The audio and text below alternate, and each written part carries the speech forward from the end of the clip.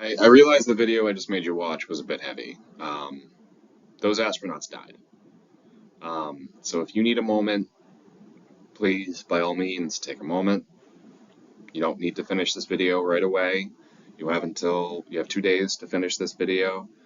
So if you need time, take time. Um, One thing I do need to say before I start this presentation, the reason I presented that scenario in the way I did relates back to some issues I have with the books that McGraw-Hill and all the publishers provide. I'm not particularly fond of the cases the books provide to you as students, at least not in the way they're presented. In hindsight, it's obvious what the right decision was based on the outcome. They're not presented to you the way the reality was presented to the stakeholders, the decision makers. You need to understand you won't have all the information presented to you before you make a decision. You won't know what the outcome will be until the die has been cast. Reality isn't presented to decision makers in a neatly packaged summary. It's often messy, filled with uncertainty and erroneous information, and devoid of the luxury of foresight. For example, one of the books talks about the ethics of the Titanic. Unless you live under a rock, you should know that the Titanic was a large boat that hit an iceberg and a lot of people died. When you analyze why the boat sank, most people point to the lifeboats being lifeboats without mentioning the boat was in a place it wasn't supposed to be. It wasn't doing a speed it was allowed to do, and it wasn't designed to drive into large blocks of ice. Yes, had there been more lifeboats, people wouldn't have died. However, if the captain had stayed on course, had the captain traveled at a speed he was supposed to be traveling at night, he wouldn't have needed all the extra lifeboats. It's easy to point fingers when we already know the outcome, but the truth is the decisions weren't egregious based off of what was known at the time. I want to present to you the events as they were presented to the decision makers and the engineers. The motivation here is that's what you're going to see in real life. In the first case, NASA, the firm, made the right decision given the information they had and their understanding of that information. They knew if the product didn't launch, there was a good chance that Congress, the investors, would stop funding their work. The risk that was posed to the astronauts, the operators, wasn't presented transparently. Though the engineer, Roger Boisjoly, was perceived as dishonest, he was telling the truth, and he was right, but his message wasn't delivered until the day before the launch. He sat on the information until he read the temperature of the launch, then he contacted NASA to say that it was going to fail. Roger Boisjoly should have contacted NASA the day he realized failure was temperature dependent, not the day he realized that the operating temperature was going to be below that temperature. He came across as dishonest. If you're an honest engineer, one of the things you're supposed to do is notify management the moment you realize there's a problem. Not right before you're about to use the product.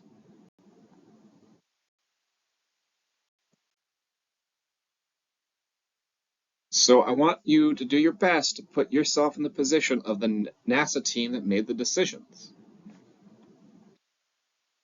So when they were children, Sputnik was probably launched. Their parents were World War II vets. The Soviets were planning on taking over the world, and they launched the first communication satellite. Shortly thereafter, Sputnik was launched in about November timeframe of 1957. Early 1958, the U.S. launches the Explorer. 1961, the first human orbits the Earth. He was Soviet. That was 1961. 1962, the first American orbits the world.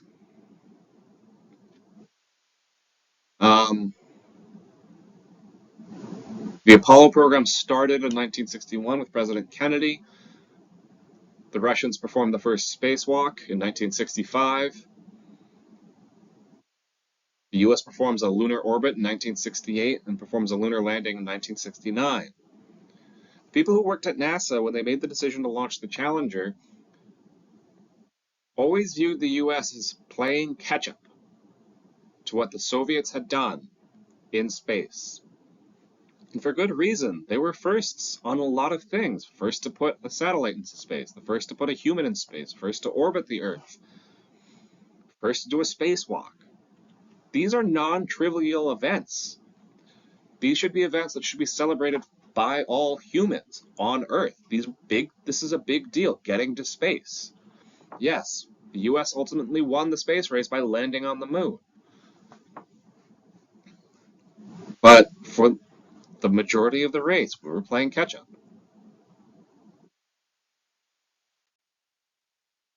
Then the space race ended. The space race is generally considered to have ended with the Apollo-Soyuz test project in 1975. This joint mission between the US and the Soviets marked the first international human space flight mission. During the mission, American Apollo spacecraft and the Soviet Soyuz spacecraft docked together in space, symbolizing a thawing of tensions between the two superpowers and paving the way for future collaboration in space exploration. After the Apollo-Soyuz mission, the focus of space exploration shifted away from the intense competition of the space race. Both countries shifted their efforts towards developing space shuttles and space stations, as well as conducting scientific research and exploration missions. Over time, other nations also began to participate in space exploration, leading to a more collaborative and international approach to space missions. The end of the space race marked the beginning of a new era of space exploration characterized by increased cooperation, international partnership, and a broader range of scientific and exploration objectives beyond the moon. So we need to quickly talk about what the space program actually was doing. The military, both American and Soviet, used the space race as a means to design better ICBMs, intercontinental ballistic missiles. These are missiles that can get to anywhere, from anywhere on Earth in about 45 minutes. Typically, at the end of an intercontinental ballistic missile is a nuclear explosive. Both the US and the Russians built enough of these to deliver enough nuclear warheads to the other side that everyone in the US or everybody in the Soviet Union would die in about an hour. Neither country could test and build ICBMs in the quantity that they needed to test and build them to validate that they worked privately. They were too big, they were too loud, they were too expensive. So what they did instead was they built a civilian space program, and they relabeled it. However, by the 80s, the military lost interest in ICBMs. For the most part, the technology had been perfected. At this point, both the Soviets and the US stopped funding ICBM research, and therefore space rocket research. This shifted the cost to the civilian population. The military was no longer paying for these things. The civilians needed to fund the space race. So, the US solution to this was to recycle rockets, or as much of the rockets as possible. And this made the space shuttles what we understand as space shuttles today. You could reuse these things. They were glorified gliders. But because you could reuse them, you wouldn't have to rebuild them. So this is the anatomy of a space shuttle. So first you have the orbiter. That's the glider. Yes, it has a rocket on the back of it, but once it re-enters the atmosphere, it is just gliding back to Florida. Or Texas, I forget where they actually land. Rocket in the back of the orbiter is the Space Shuttle Main Engine, SSME. The two white rockets on the side are solid rocket boosters, SRBs. That orange thing is called the external tank, ET. That external tank is reusable. For a period of time, it was the largest recyclable object on Earth. This is the expected launch operation.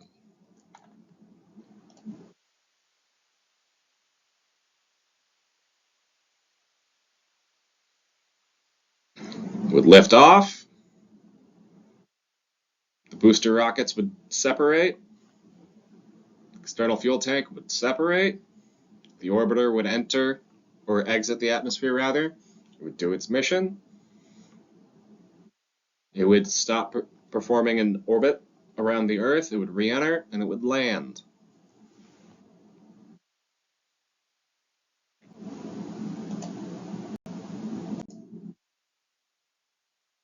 That's the science of what happened. So in 1985, there was evidence that the O-rings were not sealing completely. The seal was dependent on temperature. The night before the launch, Morton and Thiokol recommended postponing the launch due to expected low temperatures on the launch pad.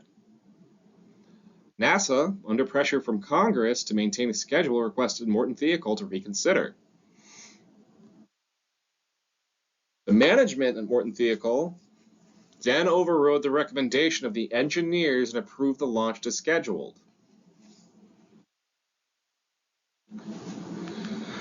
Roger Boisjoly led an effort to understand the problem and ultimately delay the launch.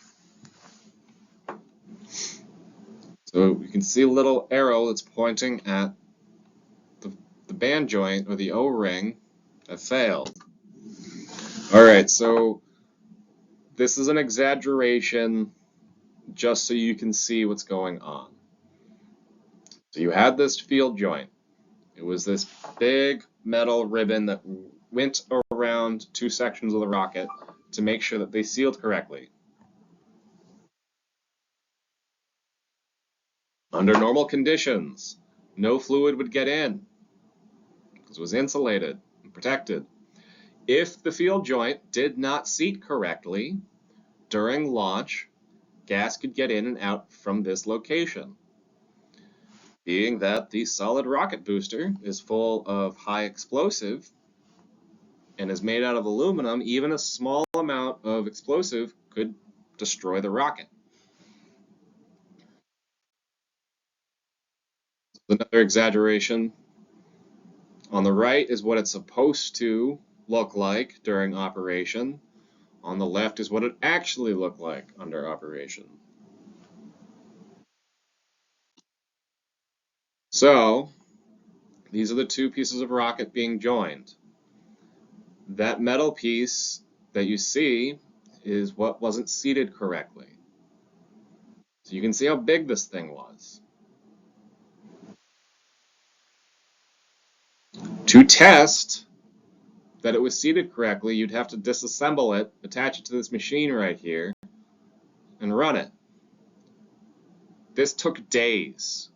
That machine, or that truck on the left, moved inches per hour because they didn't want that rocket falling over.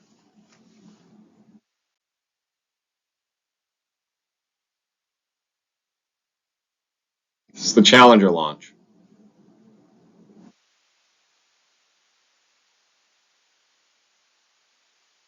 So you can see right before the explosion, the flame, where a little bit of fuel got outside of the SRB.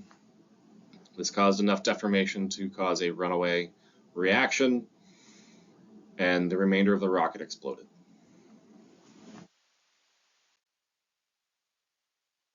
All 7 members of the Challenger crew died.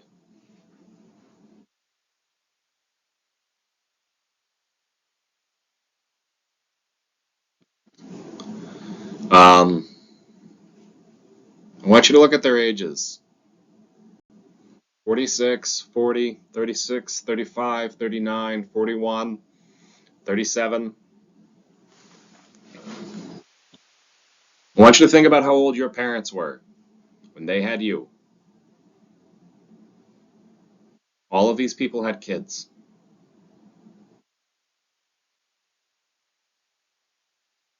This launch, this decision, made 7 families lose a loved one at a time when they're the most valuable. Imagine losing your parents when you were a child. All of those families had to deal with that.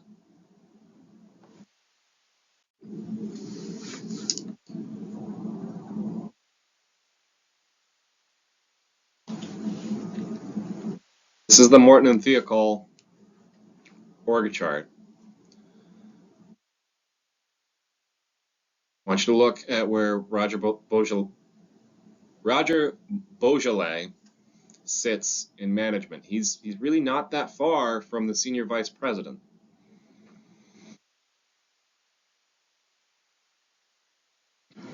Yes, to a certain extent, a lot of this is management's fault. They overrode Roger's assessment. But Roger didn't vocalize this information until it was too late. You, as an engineer, once you know there is a risk, you need to vocalize it to everyone as fast as you can. You can't wait until the day before. Part of it is, yeah, they need some time to work with the information you just provided to them. Sometimes things just take time. But the other thing is, it looks dishonest, and perception matters. If something looks like you're being dishonest, even if you are being honest, it doesn't matter. The fact that it looks like you're being dishonest leads to more problems.